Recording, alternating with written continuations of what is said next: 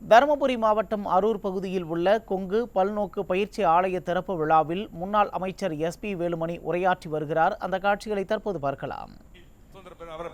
நம்ம பேசுறதை விட எடப்பாடியார் நம்ம பேசுறத விட அன்பழகன் பேசுறதா கரெக்ட். அவர் எல்லாமே பேசிட்டார்.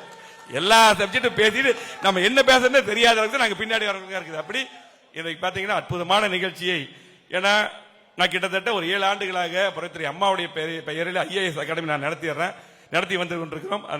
நம்முடைய எடப்பாடியார் ஆசிரியர் நடத்திட்டு இருக்கிறோம். இந்த ஆரம்பிச்சுட்டு இது நடத்துறது எவ்வளவு கஷ்டம் தெரியும். சாதாரண நிகழ்ச்சி இல்ல. இந்த நிகழ்ச்சி அற்புதமான நிகழ்ச்சி, நம்முடைய இளைஞர்களுக்கு மிகவும் பயன்படக்கூடிய நிகழ்ச்சி.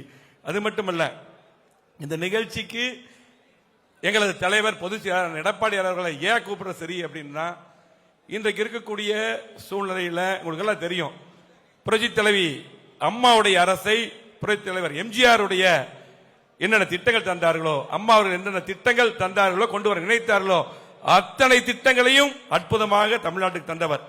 அண்ணன் அவர்கள் முதலமைச்சராக பொறுப்பேற்கும் பொழுது எல்லாம் சொன்னாங்க, ஒரு விவசாய குடும்பத்தில் வந்தவர், ஒரு கிராமத்திலே வந்தவர், இதெல்லாம் 1 மாசம் ஆட்சி நடத்த முடியாது, 3 மாசம் ஆட்சி நடத்த முடியாது, 6 மாசம் நடத்த முடியாது என்றால் 4 வருடம் 2 மாதங்கள் அற்புதமான ஆட்சியை நடத்தி மக்களுக்கு தேவையான திட்டங்கள், புரட்சி தலைவர் MGR கொண்டு வந்த திட்டங்கள், அது மட்டுமல்ல புரட்சி அம்மா கொண்டு வந்த திட்டங்கள் மட்டுமல்ல, மக்களுக்கு தேவையான திட்டங்கள் தந்த அற்புதமான தலைவராக எடப்பாடி இருந்தார்.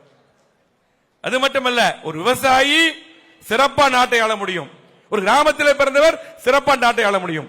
இன்னைக்கு பாத்தீங்கன்னா நிறைய பேர் உங்களுக்கு எல்லாம் தெரியும், நான் பேர் சொல்ல விரும்பல, நிறைய பேர் ஒரே கையெழுத்துல நீட்டை ஒழிச்சிருவாங்க, நீட்டை சொல்லி ஏமாத்திட்டு இருந்தாங்க. ஆனால் இன்றைக்கு அத்தனை மாநிலங்களும் நீட் கொண்டு வரப்பட்டது.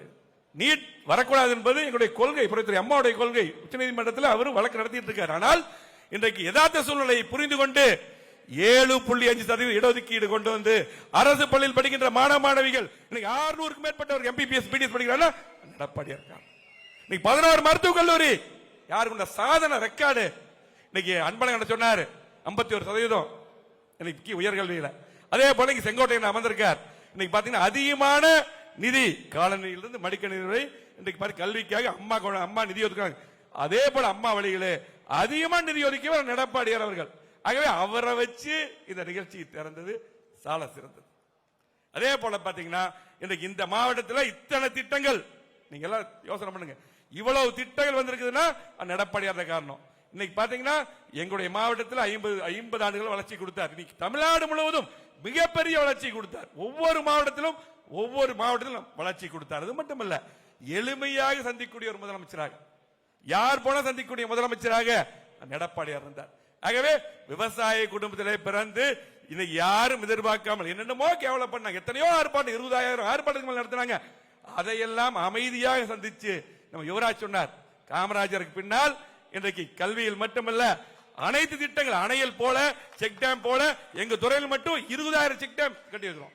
அதுக்கு எடப்பாடியார் உத்தரவிட்டார். 20,000 செக் டேம், சின்ன சின்ன செக் டேம் உள்ளாட்சி துறையில் மட்டும்.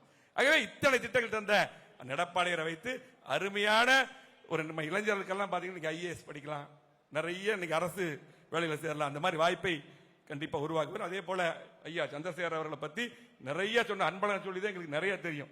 அவர் வந்து வீட்டுக்கு வந்து கூப்பிட்டார், கண்டிப்பா எங்களுடைய தலைவர் வரார், கண்டிப்பா நாங்க வரல, நீங்க வரோம்னாங்க.